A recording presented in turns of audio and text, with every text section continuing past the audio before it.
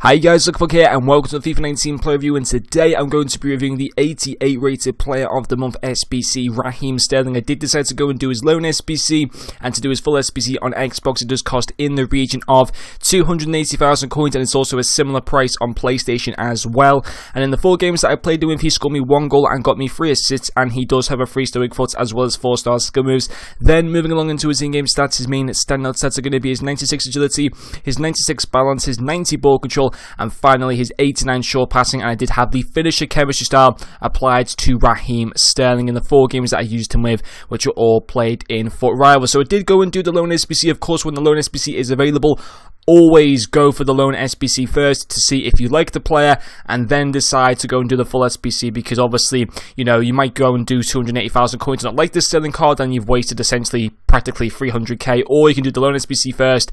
And if you don't like him, then you haven't wasted any coins, apart from like maybe 10k to just do the loan SBC. So I like the fact that they do loan SBCs. I wish they did them for every card, but you know, at least they did them for the player of the month, which is pretty decent. But anyway, guys, focusing on Raheem Sterling, for the most part, similar to the inform that I reviewed a few weeks ago, mostly positives, but one area which I didn't like to him, which was his finishing, but we'll get onto that a little bit later. His first pro is going to be his pace. Absolutely fantastic. 98 acceleration, 94 sprint speed. You can literally just continuously bomb it down the left-hand side with this card for the whole game, and he's not going to get that tired either, because he's got 84 stamina, which is pretty decent. So, of course, if you are going to literally bomb it for the whole game down the left-hand side, maybe for the final 10 minutes of the match, you might start to get a little bit tired, especially if you're playing FUT Champions. I try to conserve it a little bit more, because obviously there's the risk of potentially going all the way into extra time and stuff like that. But for the most part, you can literally just keep going on with this guy down the left-hand side for the whole match, and he's not going to get that tired.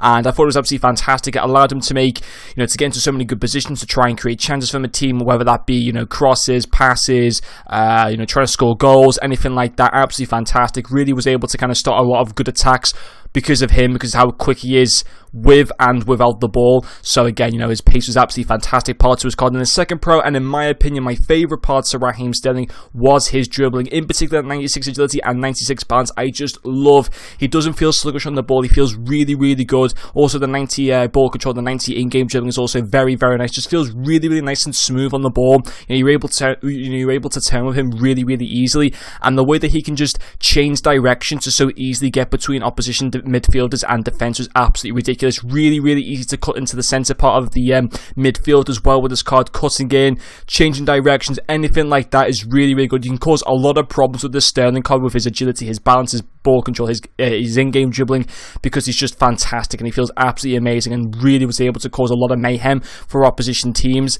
So again, yeah, dribbling, another really nice part to his card. And his final pro is going to be his passing. 3 assists in 4 games was a very, very good return. Now, interestingly, his passing isn't out of this world. You know, 89 short passing is really, really good, but 81 crossing, I think 2 of his assists came from crosses, and I have to say, I thought his crosses were absolutely fantastic and should be a lot higher than 81. They certainly felt a lot higher than 81, and also his vision at 81 isn't necessarily great, but felt a lot better, again, than 81 in game. I thought personally his crossing and vision felt like it was in the low 90s. It was that good. His short passing, as I said, you know, very, very good, 89 short passing. Even his long passing at 72, it felt better than 72 long passing. I have to say, I didn't mind his long passing whatsoever. I thought it was pretty decent, and for the most part, really, really good when it came to his passing. You know, 3 assists in 4 games, very good return, of course, from a wing position. In particular, his crosses were a very, very good part, and probably my favourite part in terms of his passing gear and all that good stuff.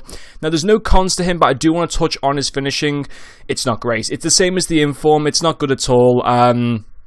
It's actually really bad. Well, I say it's really bad. It's not bad enough to put it down as a con, but it's just it's not good enough. I mean, 83 in-game shooting, and with the finisher chem, so does actually go to 88 shooting. His attack positioning goes up to 99, and I have to say his attack positioning is fine. There's no problem with that whatsoever, but his finishing, his shot power, his long shots didn't feel great in game. Should have put a lot more chances past the goalkeepers. Was only able to score 1 goal in 4 games, which isn't fantastic from a winger. And if I had to say, would I recommend doing this SBC?